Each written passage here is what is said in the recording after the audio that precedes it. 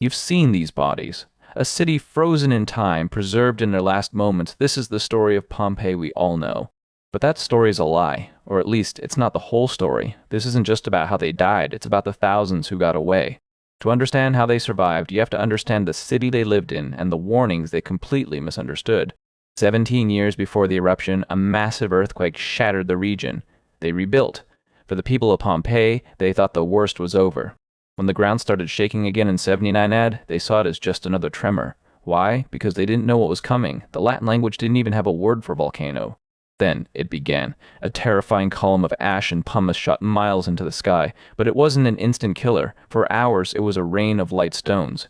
This was the window, the moment of choice. The sky is black, stones are falling. Do you hide and pray it passes, or do you make a run for it? The eruption column was blowing southeast. This was the crucial detail. It meant that while Pompeii was being buried, the routes north towards Naples were terrifying, but passable. Thousands chose to run. Pliny the Younger, an eyewitness from a safe distance, wrote of the chaos, people screaming, tying pillows to their heads, fleeing into the darkness. For those who stayed, or who couldn't leave, the end came later, and it was not from lava. It was from something far worse.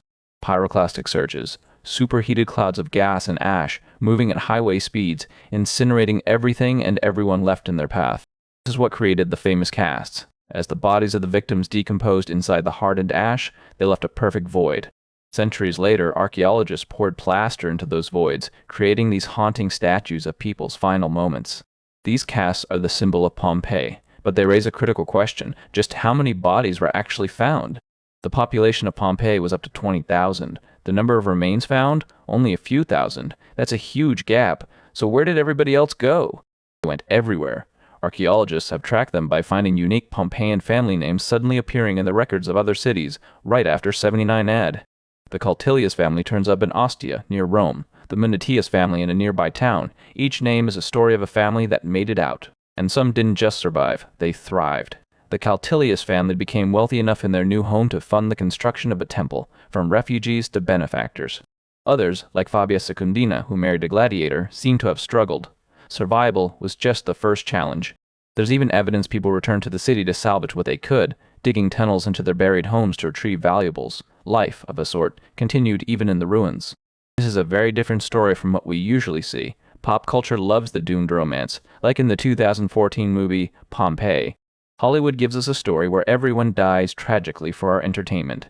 But history gives us something more powerful, the story of the Caltilius family who escaped, rebuilt, and funded a new life. In our opinion, the truth of thousands making a rational choice to live is a much better story.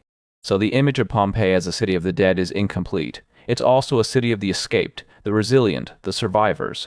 Tragic figures frozen in ash are a powerful memorial. But they don't tell the whole story. They are a monument to the terror that thousands of others managed to outrun. So, the story of Pompeii isn't just about destruction, it is one of humanity's most dramatic survival stories. The real legacy of Pompeii isn't the city that was lost, but the thousands of people who refused to be lost with it. They chose to run, to rebuild, to live. And in their story, we see not a tragedy of fate, but a testament to human resilience.